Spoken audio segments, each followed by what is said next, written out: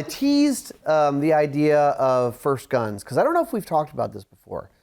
First guns, do you recall your first gun? Oh, yeah. Like the first gun? Oh, yeah. 100%. I mean, are we all going to say BB guns? I'm Ryan Gresham, and this is Gun Talk Nation.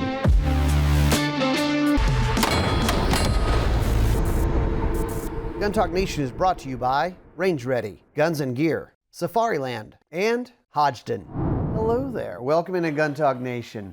We thought I'd start it off a little different for you. That was real different. All right. On the show today, we've got KJ Kevin Jarnagin. I think it's supposed to be Kevin KJ Jarnagin. Yeah, that's where he writes it. He works here at Gun Talk. Chris Cerino, he also works here at Gun Talk. And you guys, you're listening to this. It probably is not going to sound much different, but it looks so much different. So you need to go over to the Gun Talk YouTube, Facebook, X, and check it out, because we have a brand new set for Gun Talk Nation, and we'd like you to come take a look at it because it's pretty cool. We spent a lot of time on it. So we're actually going to talk a little bit about it today, give them a little behind the scenes on it, and then we'll dive into some other stuff too. How's it going, guys? It's only missing one thing. They don't know that. They don't know that it's missing something. Don't tell them what's missing. They have to guess. Yeah. They have to guess what is missing that was on the old set that is coming for the new set. Yeah, it will be here, but it's not here yet. Comment. It's on a slow boat from China, is what I No, Probably. London. Oh, yes. London? London. Oh, even fancier. So guys, yeah, the new set. We wanted to give the audience something to look at here. It's kind of like a cool thing to see, a nice little hangout area for our guests. And we have, this is a bunch of, it's like a tactical Applebee's. It's a bunch of random stuff here. Well, what we really wanted to do was kind of, not that the old set was bad. Like the old set was awesome, you had a bunch of gack, but we wanted it spread out, and with the other set, we were like, oh, all right, this is old. All right, we'll throw this in there. But when we talked about it around the office, it just kind of didn't have the Ryan Gresham feel. And we wanted it to be, well, and you guys heard me complain, I was like, I want it to be comfortable. I want to sit and talk. So we made it more comfortable, and now everybody wants to sit in here. Chris, you want to come in here and eat your lunch, huh? Yeah, I think this is so nice when I walk in here. I want to take my lunch here. I'm just going to try to keep Mustard off these beautiful, comfortable chairs. Well, Mustard would actually go along with the color theme that we have going on with Gun Talk Nation. A little mustard spill here and there, maybe. I don't know. I could probably do that. But Chris was he constructed really a lot of most everything that you're seeing, and it was impressive. It was your idea. Yeah, Chris, let me tell the listeners. Chris is our go-to when we need like an anal retentive eye. Chris is the guy. No, anal retentive application. Anal retentive eye is Benjamin. Yes. Oh, he's the 100%. anal retentive eye, and I just put it together. I mean, KJ had an idea. Benjamin said, "Yeah, I like that," and then I did it, and then threw my twist on it and threw it together. And man, I am impressed. I'm always impressed with what I'm able to pull off, just because for me, I don't think I can do it, and when I see it, it's like, man, and that was fun. Yeah, it looks amazing. Now, KJ kept telling us, if they're looking at what's in the background, our content's no good. But we should, and we're not, obviously, if you go look at it, it's not really about what's in the background, but there is some really cool stuff in the background that we wanted to call out and tell people about. Well, and that's one thing that I look at when I look on the set. I see a lot of Gun Talk history, and that's what I think people. And I don't mean they shouldn't be looking at the background. What I mean is the focus of the conversation is that's where it should be, but having a good solid background that provides a little bit of history of Gun Talk, and those elements, I think we captured it really well, because right behind you is your grandfather's famous hat. I mean, that's back there, and there's a lot of little elements of Grits and even Tom back here. Yeah, so And the calendar has the hat. we Yes. we kind of have, we definitely have the grits elements in here, and I mean probably a lot of people listening to this know, but my grandfather, Chris Gresham, was a personality. He was on a bunch of Miller Lite TV commercials, and so we've got some of that. So we've got like the Miller Lite calendar in the background. We also have a memento from one of the Miller Lite commercial shoots. This is from January of 1986, and the name of the commercial was The Case of the Missing Case. So it was kind of like a Clue mystery mansion. They're all in tuxedos and stuff. So that was, I mean, and you can look up this stuff on YouTube and find the old Miller Lite ads. It's a piece of nostalgia. But I'll tell you a funny story about that hat. So he got famous for the hat and the sideburns. And the guy, there was some hat maker, I want to say in Texas, that made this hat. And like, he was in Texas and saw it and was like, that's cool. And he started wearing it. And it became like, oh yeah, it's this thing. If you really look at it, nobody had a hat shaped like that. I mean, I remember one time, the story goes, he was wearing it out in public, and he might have been somewhere where they have a lot of cowboy hats. And the guy said, "Mister, is that hat supposed to look like that?" It looks like somebody sat on it. Right. It looks like somebody sat on it, and from my understanding, there was more than one. Am I correct? Yeah, there's more than one. So he'd have his TV hat, and then when it got to gross and dirty, that became his fishing hat, and then he'd have to get a new TV hat, and you'd rotate them through, right? Kind of like my shoes. Like old shoes. Yeah, your lawn cutting shoes. When your nice used to be shoes my become, TV shoes. Yeah. Oh, yeah. Used to be your TV shoes. Yeah. That's the same with my hats. All the flat brims that I've got, like they rotate out when they get too sweaty from being on the range. What happens to them? They go to hunting hats. Hats. What I wear And at what hunting. point do they just go, okay, this is enough? I don't think there is a It point. needs to go to the landfill. I've seen some of those old hats. I don't think he had that point. Yeah, my shoes they never don't have retired that out. point either, because my back porch is covered in shoes that look like they should be burned. And so they wanted to put my drums in this. So my drums are in the background. You can get a look at them. They're blue. They're DW. So you're a drummer? Yeah, no one's ever heard that. If you've ever taken a road trip with Ryan, Don't let him drive. he's unmistakably a drummer. Don't let him drive. Like on the steering wheel. piddle, piddle, pat, pat, pat, pat, ting, ting, ting, tiddly, tap, tap, tap. Well, what's funny is my dad was a drummer as well. So when I was a drummer and got into it, and I'm still was living at home in high school, it was like dueling drum solos at the dinner table, where my mom would go like, "Okay, can you two just knock it off?" And a driving me school nuts. teacher on top of it. She Yeah. probably wanted to slap your knuckles. Yeah. So along the lines of the drums, I don't think we really called for them. I think this is just an excuse for you to buy another drum set. Well- because now it's set dressing and yeah, can't move them. No one tell my wife this, but I did say so we have to buy a drum set for the set for podcast, Right?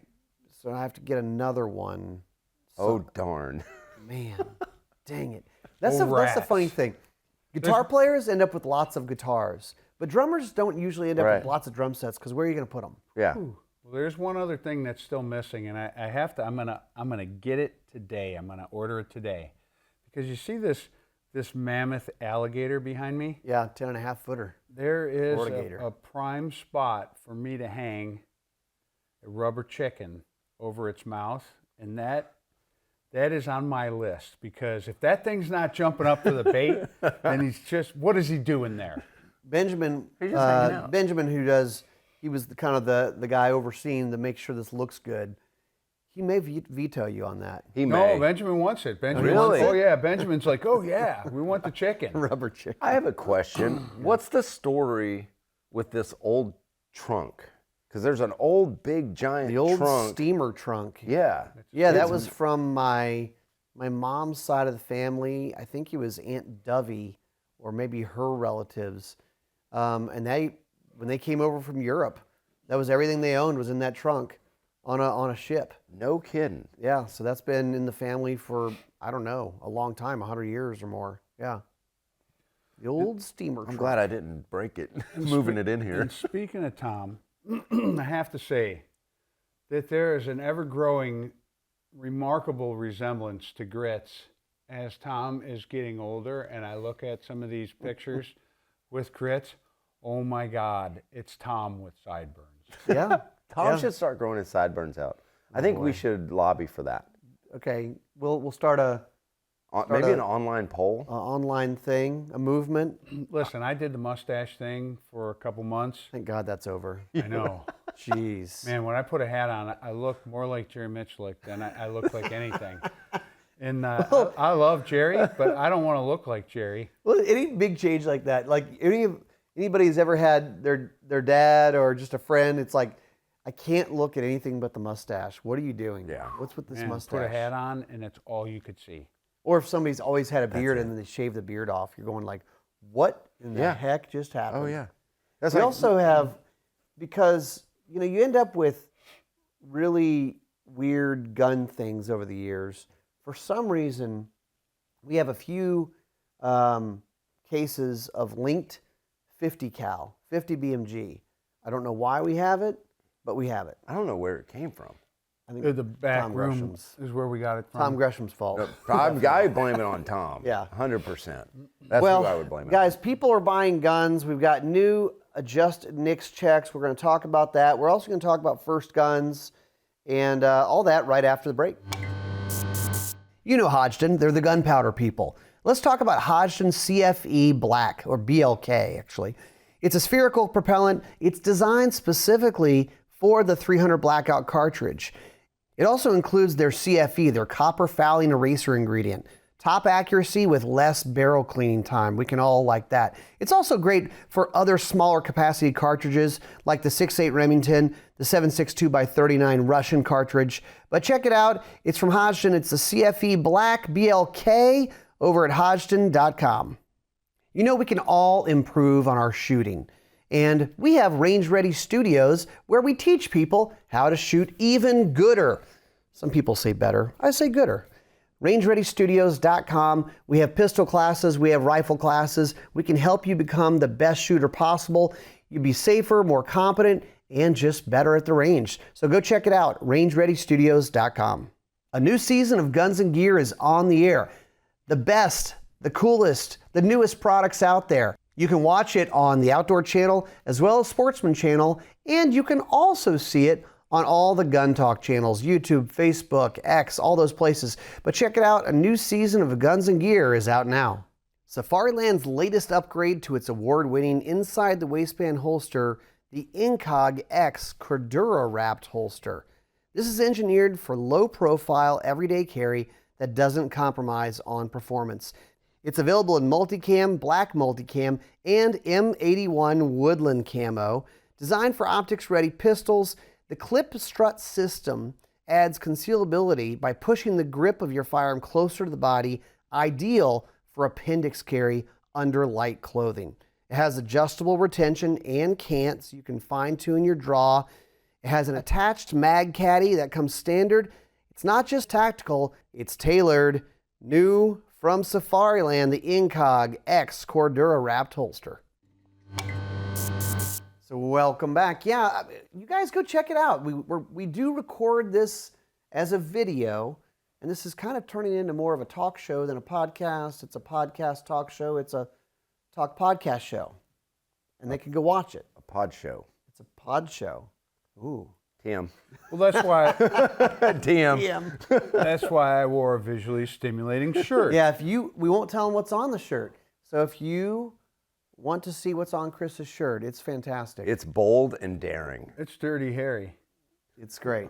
So H-A-R-Y. I teased that people were buying guns because if you're out there and you're just listening to this and you kind of like guns, you haven't thought much about whether or not you're buying guns or not buying guns or whatever. But the gun industry is like, yeah, things are a little bit slower than they were in the last couple of years. Dude, in August, NICS background checks, adjusted NICS background checks, almost 1.1 million guns were sold. It is down from last year, but that's a lot of guns. Well, if you spread that across all the companies that are actually making guns, I wonder what that looks like. Because, I mean, if you think about it, there's a lot of people that make guns. But most people that are buying guns, the majority are probably from the major manufacturers. Am I correct? Oh, yeah. Would you think that? Oh yeah, very lopsided to Man. all the top 10 brands you think of. Right. That's a lot of guns in a month. Yeah, How do they keep up with that? yeah, they're cranking. And also, here's another thing to understand, that 28 states currently have at least one qualified alternative permit, meaning like when you get to use your concealed carry permit, instead of running a NICS, they don't even run the NICS check. So those don't show up on the NICS check report. Really? You're like, yeah, here's my permit. You don't even need to run it. That's how it is in Louisiana and many other 28 states. Right. So it's probably higher than that, but that's all they got. They got like, well, what are the 23 states that still you require a NICS check every single time? I was going to ask you what adjusted NICS checks mean. Oh, gosh. That's what I wanted. That's what I was like, wonder what that means. Like, is that including the 28? All right, here you go. You asked for it. The adjusted NICS data were derived by subtracting out NICS purpose code permit checks and permit rechecks used by states for CCW permit application checks, as well as checks on active CCW permit databases. So there you go. They run a NICS check when you're applying for a CCW permit. They pull that out. They run a NICS check. Sometimes they run it twice. Oh, you got a delay. You got it denied. We're going to run it again. Okay. So they're trying to take that So data out. how much into account do manufacturers look at that data and start hitting the panic button? Oh, big time. If it's down, Yeah. that's all they're looking at. They look at it a lot. I mean, obviously they're looking at their own numbers, right? Yeah. But they're looking at the NICS checks data, which is one data point. It's not perfect. That's kind of what we were saying. Like, okay, 28 states, if you have a permit, they don't need to run a NICS check.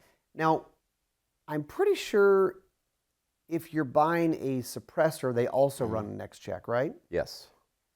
So if there's a run on suppressors, the NICS checks will be up. What do you think, Chris? Well, I don't know. I don't know if they run that because of everything else they do with the fingerprints, but I imagine there's a NICS check that goes into that fingerprint card. You fill out a 4473. Yeah, and you when you're still buying do a that in suppressor. the end.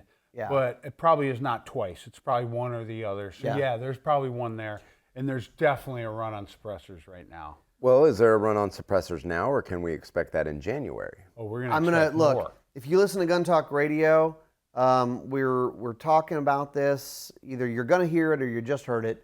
Talking about this with Jason from Lipsy's, but he makes a really good case for going ahead and buying a suppressor now.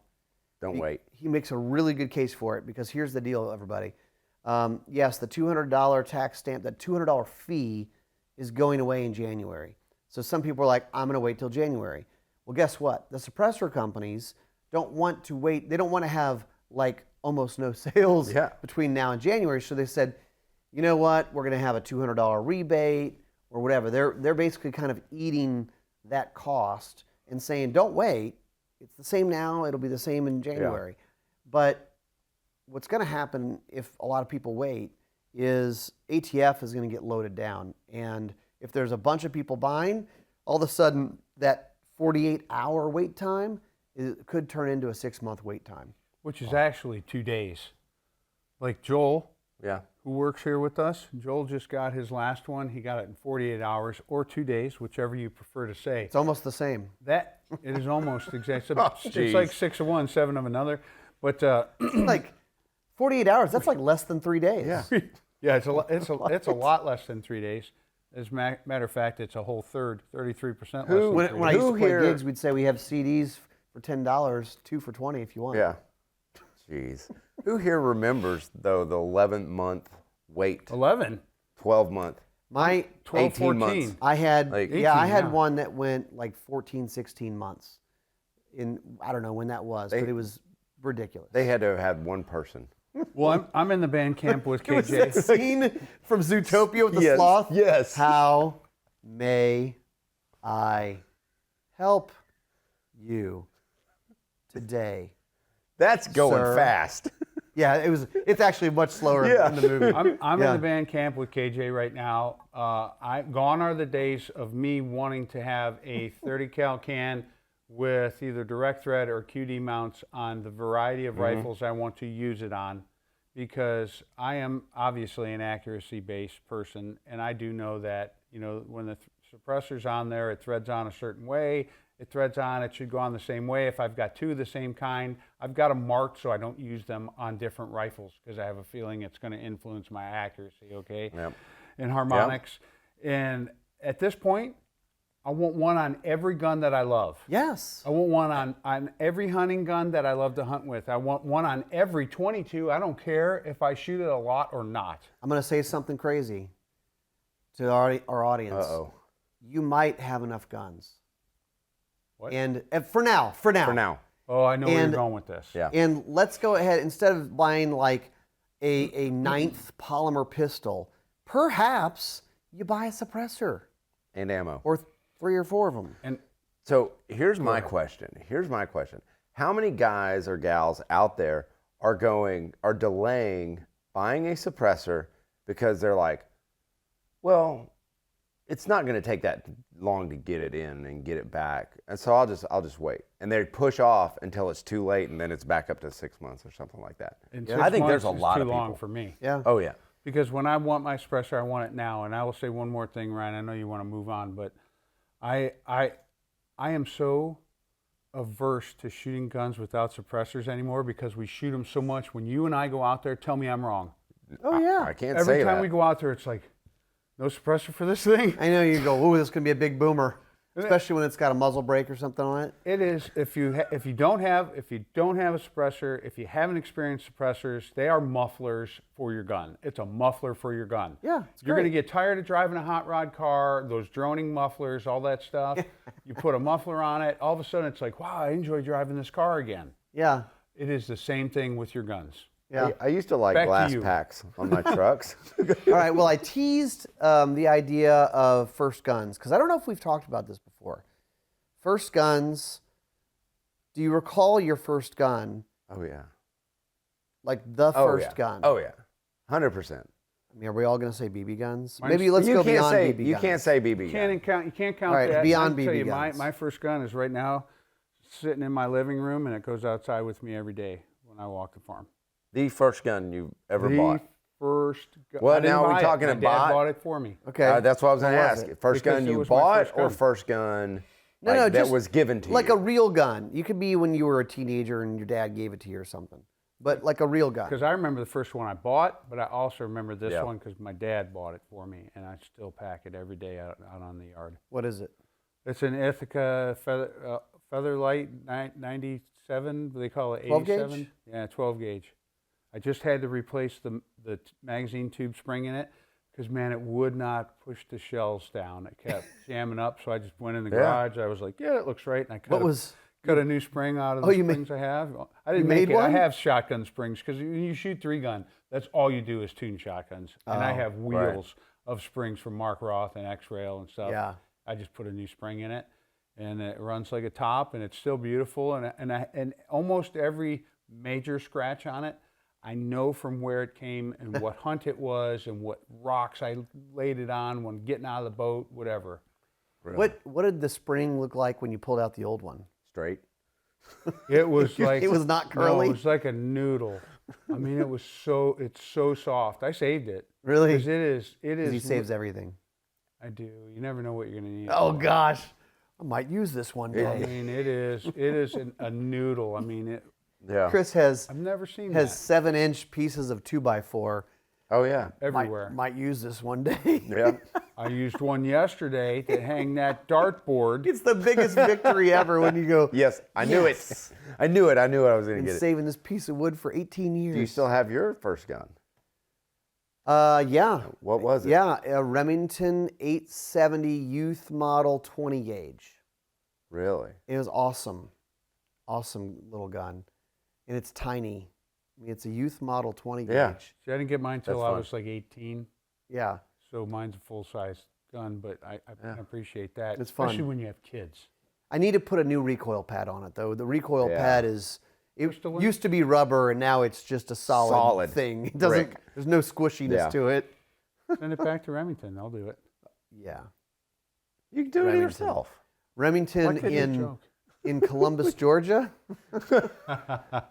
KJ, how about you? An old H&R 410 single shot. Oh, that was You still the first- have it? Oh yeah, still have it. It was when I was five or six. Break barrel? Oh yeah, break barrel. Oh yeah, hinge action. We call that Kick- in hunter education. Kicked like a mule. Really? From what I remember when I you were was a kid. 6. Sure. And I was a tiny kid. Did you hunt with it? Did you? Oh, yeah. Did you shoot stuff with it? Took it everywhere. I shot mostly snakes. That What I works. deemed as water moccasins in Oklahoma. They were all water moccasins. They were all water moccasins. Every single There's one not of a them. stitch of water in western Oklahoma. Oh no, there's not. water But moccasins. it's all water moccasins. This water moccasin rattled a lot. Yeah. Well, Flick said he saw a grizzly bear down by Pulaski's candy store the other day. Here? What? That's from Christmas Story. You know, that's why he was trying to get the gun and he was making the case for it. And he saw a grizzly bear outside the Pulaski's candy store. I don't It wasn't a remember Red that Ryder line. Daisy with the compass and the stock? Right. I don't He remember really- that line. Yeah, he was at dinner and he was like, how do I let him know what I want? How do I let him know? Oh, He's like- okay. And he rattles it yeah, off. and he rattles Okay. it off. All right. Hey, you know, when they all- sales, you got it. What's in it for your prospect? But I remember the first shot from that shotgun. Really? The first. My dad woke me up from a nap on a Sunday afternoon, and we went out into the back, the back pasture. Having a nap on the pasture. Oh yeah, and I fired that shot from the hip, and he didn't say anything because I was like, I don't want to shoot this from the shoulder. It might kick. He let you shoot it from the hip? He didn't. He wasn't paying attention. He was just watching the can down to see if I hit it, and I went right down to the Down to the hip. hip. And he goes, "What are you doing?" You know you don't have to aim a shotgun. No, Yeah, you don't have to aim at anything. No. It's fine. Especially a 410. I mean, it's like 7/8 ounce of shot. Right. You're great. You'll hit everything there. Everything. Well, when I took out that, and I've told this story before, I think, but I took out, we went duck hunting outside of, it was up in Mer Rouge, Louisiana, which is kind of past Monroe, kind of Duck Dynasty Yeah. area of the state there. That's Baton Rouge's step cousin. This guy, Sidney Wilhite, had this like rice farm, pit blinds, fantastic hunting, so just birds everywhere. And I had this 20 gauge youth model. I didn't know that you're not supposed to shoot at ducks that are 60 yards away. Sometimes I forget. Yeah. All the time. So I would shoot at them, but I hit several. And so as a, I don't know, 11-year-old or something, I got the nickname Long Shot, which I thought was the coolest thing. They're like, all right, old Long Shot. They didn't give me a hard time of like, dude, stop. Yeah, like they were just like, let him do it. Yeah, just let him go after He's not it. going to hit anything anyway. Yeah. Oh, crap, he hit it. Yeah. Oh, send the now dog. this is his new thing. Send the dog after Yeah. him. They're flaring on the guys and they're going, yeah, that guy at the end of the line. This kid. Yeah, this kid. I can't get a shot off.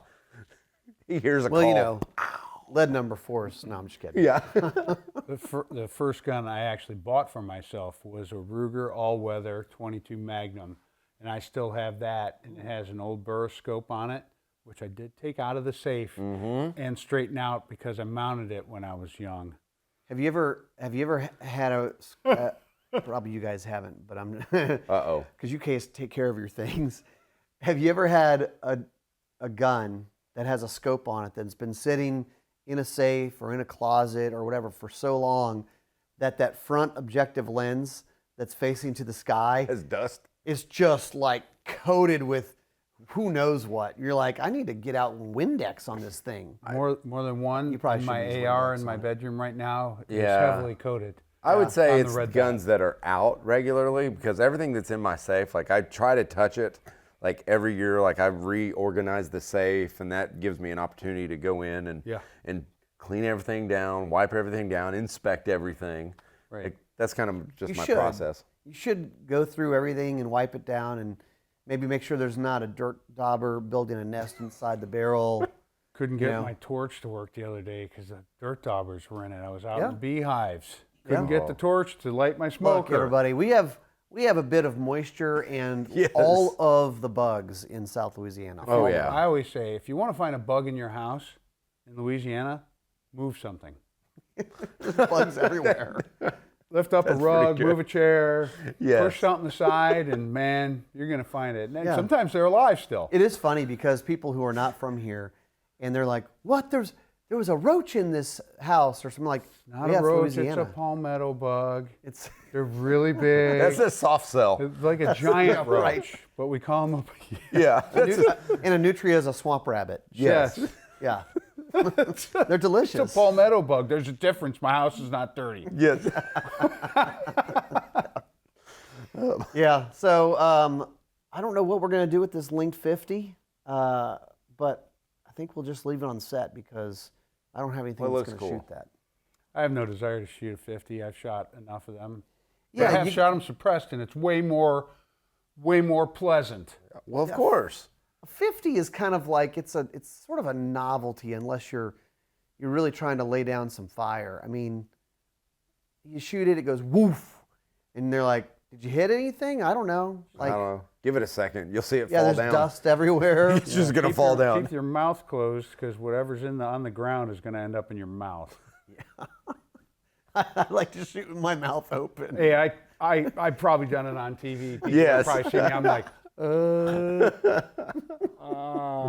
yeah, I can make this shot. Should I close my mouth? Yes, That's for please. another time of all the slow-mo stuff that we do and seeing yourself in slow-mo. It's and like horrible. going, what is the face that I'm making? Or am I blinking? Or tongue's look out. at my trigger finger.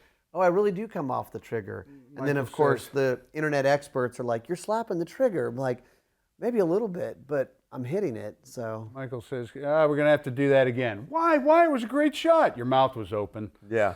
Thanks. Or you have a stupid look on your face. I was like, it's Oh. just my face. well, everybody has their concentration face, right? So it's like you do this when you're shooting. Dude, Tongue when comes out. when people play music, everybody has like Yeah. their faces. My tongue comes out. And it's like you're ridiculous. Put your tongue inside your mouth. Sorry. all You're going do to bite it off. We all do it. I know. We do weird Oh, things yeah. when we shoot, especially when Michael's giving you a countdown. Okay, are you ready? Okay. Stick your tongue out of your mouth. Mouth opens Really up, tongue concentrate. comes out. Prepare. Yeah. Well, that's it, guys. Thanks for listening. Thanks for watching. Go check out the video and start watching a little bit of this. We're going to try to have a lot of our guests in studio. I know we have some scheduled already that'll be really good. And we'll see you next time on Gun Talk Nation.